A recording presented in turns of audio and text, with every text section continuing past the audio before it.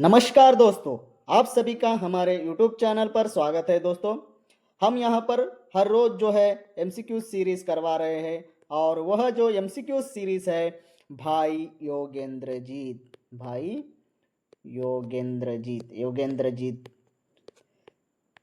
की किताब से करवा रहे हैं।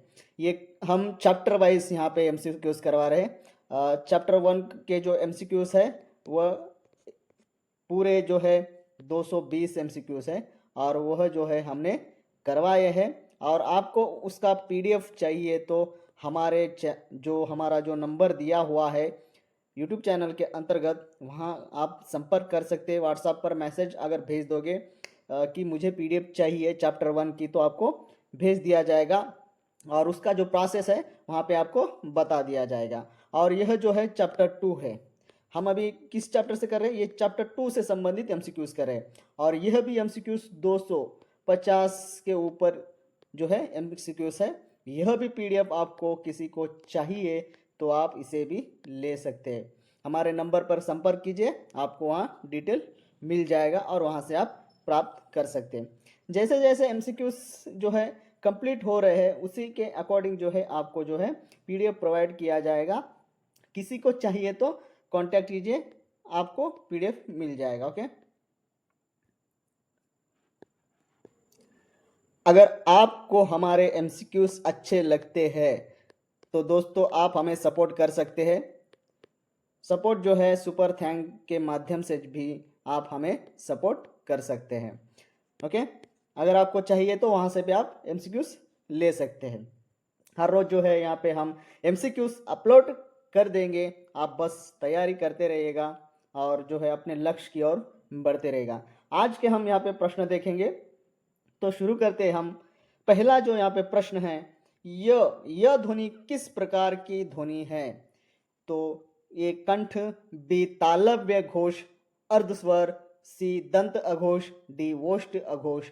तो यह किस प्रकार की ध्वनि है? तो देखिए दोस्तों, यह जो ध्वनि है तालव्य घोष अर्धस्वर ध्वनि है। तो इसका जो सही उत्तर होगा वो होगा बी, इसका सही उत्तर है। दोस्तों मैं इसके बारे में जो चर्चा करूंगा वो थ्योरी क्लासेस में करूंगा दोस्तों।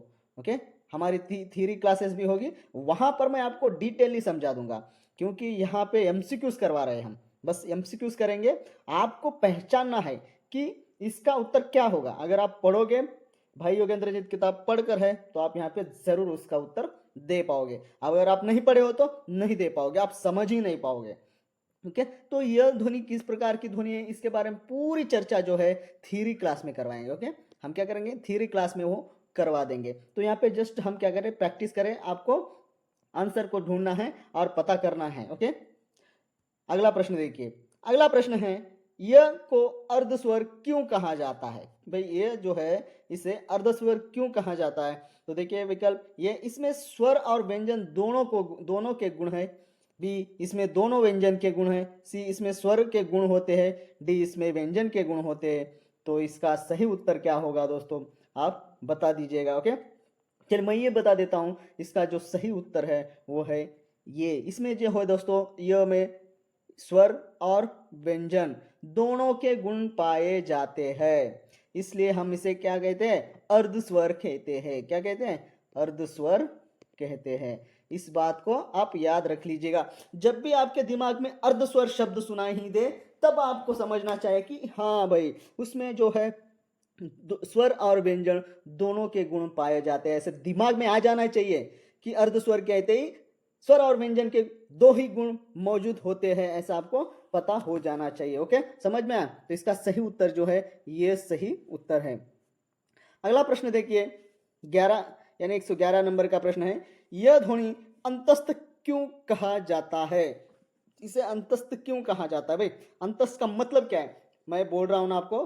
देखो, जब भी शब्द को सुनते हो, अंतस्थ सुना है तो उसका कॉन्सेप्ट आपको दिमाग में आ जाना चाहिए कि क्यों कहा जाता है, अंतस्थ क्या होता है। व्याकरण के जो व्याकरण टॉपिक होता है उसके अंतर्गत अंतस्थ क्या होता है ये आपके दिमाग में आ जाना चाहिए, तभी आप जाके उसका आंसर कर सकते हो। और अंतस्थ ध्वनियां कौन सी है, कमेंट में बता दीजिएगा। ओके, अंतस्थ ध्वनियां जो है कौन सी है, हमें कमेंट में बता दीजिएगा। तो देखिए यहाँ पे विकल्प है, ये इसमें पूर्ण स्पर्श होता है, यानी यह जब हम उच्चारण करते हैं उसमें जो है जीवा पूर्णतः स्पर्श होती है या नहीं आपको पता होना चाहिए। अगर आप पढ़े हो तो पता चलेगा। बी, इसमें घर्षण होता है, क्या घर्षण होता है? सी, इसके उच्चारण में वायु अंतस्थल से आती है। डी, इसमें वायु बाहर नहीं निकलती है। तो इसका जो सही उत्तर है दोस्तों वो है सी, इसका सही उत्तर है। क्यों सी है? क्योंकि जब भी हम य का उच्चारण करते हैं जो वायु होती है अंतस्थल से बाहर आती है। उच्चारण वायु जो है, इसके उच्चारण में वायु जो है अंतस्थल से बाहर की ओर आती है, तो इसलिए हम इसे अंतस्थल व्यंजन ध्वनि कहते हैं। समझ में आया? अगला प्रश्न देखिए, य के उच्चारण जीभ का कौन सा भाग ऊपर की ओर उठता है? जब भी हम य के उच्चारण करते हैं तब जीभ यानी जीवा का कौन सा भाग होता है जो ऊपर की ओर उठता है? तो ये पिछला भाग, बी अगला भाग, सी मध्य भाग, डी जीभ के नोक का भाग। तो इसका जो सही उत्तर होगा वह होगा पिछला भाग। देखिए आप उच्चारण करके देखिए, य जब भी उच्चारित करते हो तब पिछला भाग जब होता है वो ऊपर की ओर उठता है। सही से अगर आप उच्चारण करोगे तो आप महसूस करोगे और आप उसे देखोगे भी। ओके, इसके बारे में जो है मैं टेलीग्राम चैनल में जो है इमेजेस रख दूंगा। मुख के बारे में, मुख विवर के बारे में पूरा डिटेल वहां पे आपको इमेजेस रख दूंगा, उसको देख के आप प्रैक्टिस कर लीजिएगा। ओके, तो इसका सही उत्तर हमने बता दिया। अगला प्रश्न है, र किस प्रकार का व्यंजन है? र जो है किस प्रकार का व्यंजन है? ये महाप्राण घोष, बी अल्प प्राण वत्स्य घोष, सी अघोष तालव्य, डी ओष्ठ अघोष।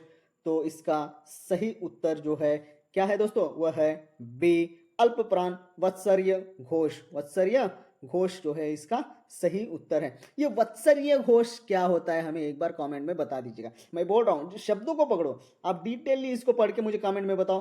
ओके, तो इसका सही उत्तर जो है बी है। अगला प्रश्न देखिए, अगला प्रश्न है, र को लुंठित व्यंजन क्यों कहा जाता? भाई हमने बहुत बार लुंठित व्यंजन है, र लुंठित व्यंजन है, र लुंठित व्यंजन है, ऐसा हम क्या करते हैं? रट्टा मारते हैं। क्या करते हैं? रट्टा जब मारते हैं तो लुंठित व्यंजन क्यों कहे हम? ये कोई सोचता है? तो हम सोच रहे हैं यहाँ पे देखिए, हम र को लुंठित व्यंजन क्यों कहा गया है, क्यों कहते हैं?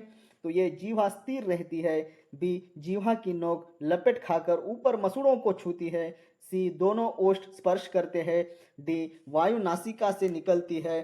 तो इसका सही उत्तर क्या है दोस्तों? तो इसका जो सही उत्तर है वह है बी जीवा की नोक लपेट खाकर ऊपर मसूड़ों को छूती है, इसलिए हम र को जो है लुंठित व्यंजन कहते हैं। समझ में आया? र उच्चारण करो, र तो जो नोक है लपेट खाकर ऊपर मसूड़ों को छूती है, इसलिए क्या कहते हैं हम? लुंठित व्यंजन। देखो इससे प्रश्न आपको कहीं भी नहीं, अगले यहाँ इसके बाद जो है एप्लीकेशन मेथड के प्रश्न होंगे, एप्लीकेशन मेथड, इसी के आधार पर तो आप चकमा खा जाओगे दोस्तों। ये यहाँ से आप प्रश्नोत्तरी खरीद लिए, समझो, आप समझो आपका क्लियर हो गया। समझो एक किताब आपके सामने रखनी है, पढ़नी है, डेप्थली पढ़नी है, अच्छी से पढ़नी है, सूक्ष्म दृष्टिकोण यहाँ पे रखना है पढ़ते समय, तब जाके जो है आप जो है सक्सेस हो सकते हो। और ये काफ़ी आपको मदद करेगी, यानी रास्ता दिखाने का काम ये ज़रूर करेगी, आपको कहीं भी भटकाएगी नहीं। इसलिए मैं कहता हूँ जो भी यहाँ पे पीडीएफ अपलोड कर रहे हैं उसे ले लीजिएगा और प्रैक्टिस कर लीजिएगा। ओके,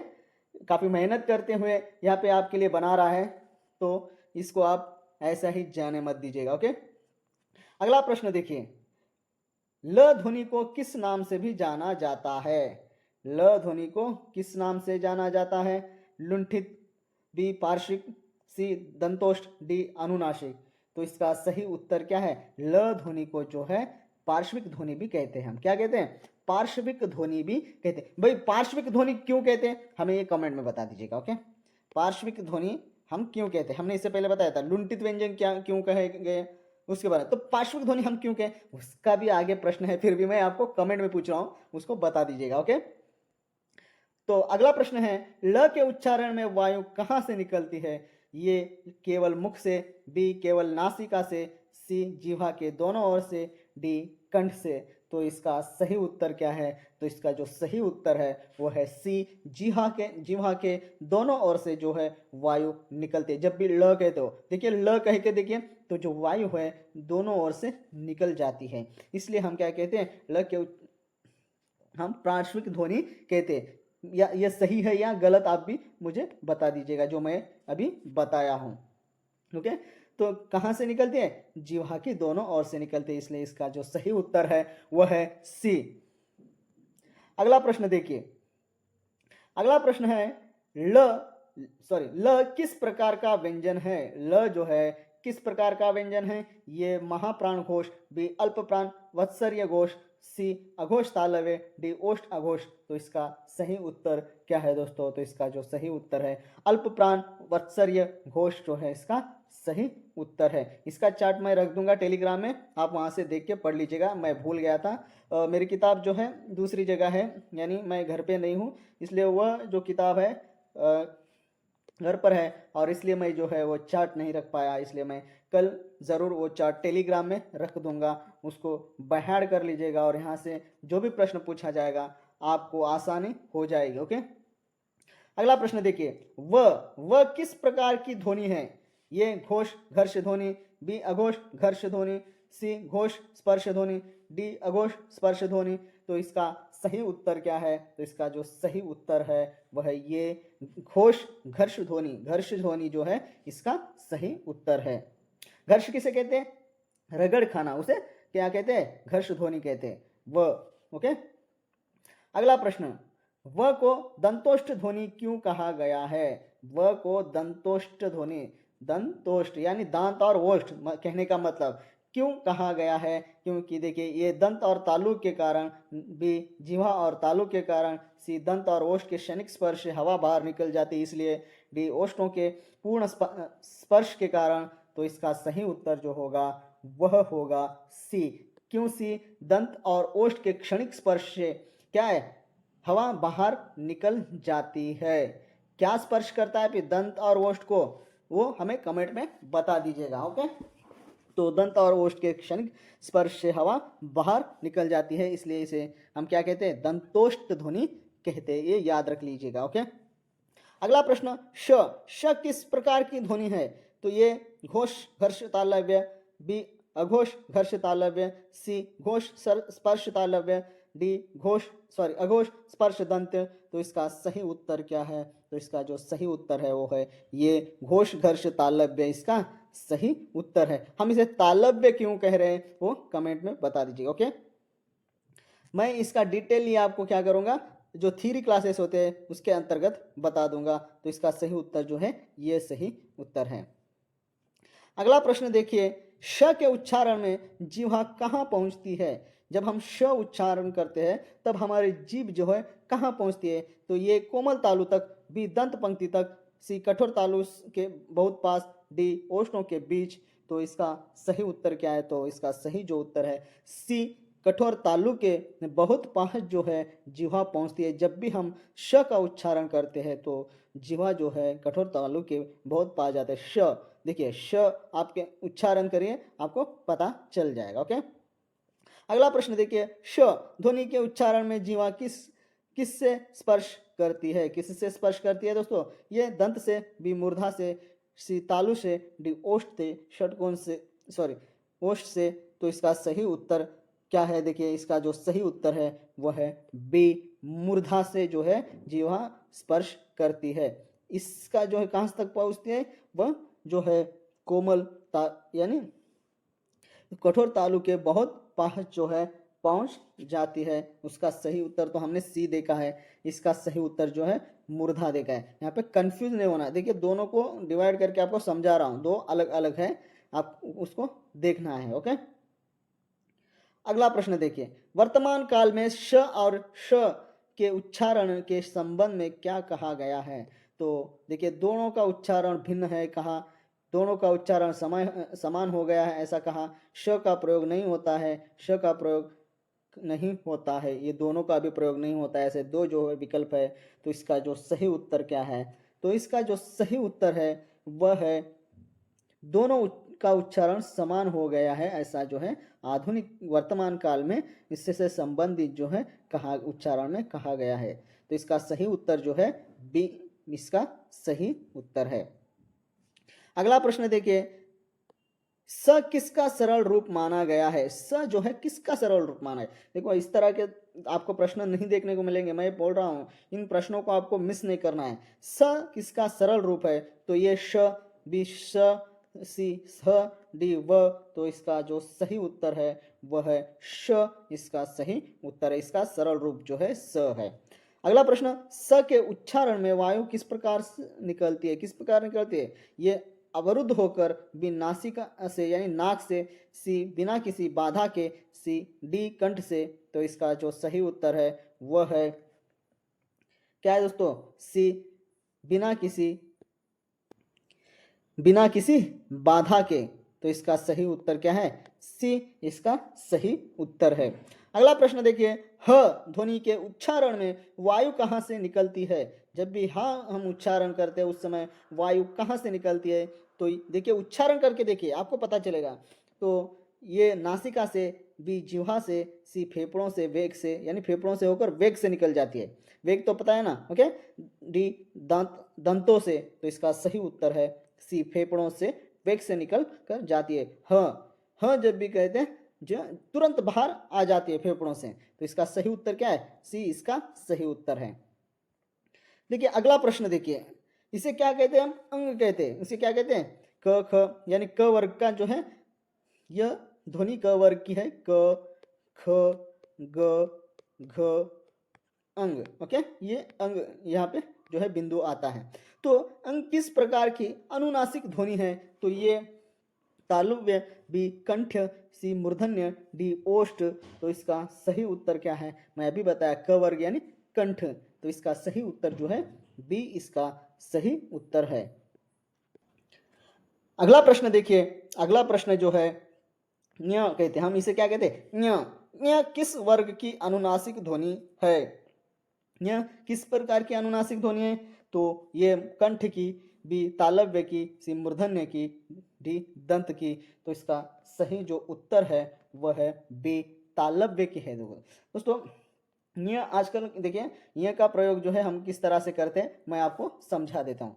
न्य जो है समझो यहाँ पे च न्य और च और ये ल, तो हम इसे क्या लिख रहे हैं आजकल? चंचल।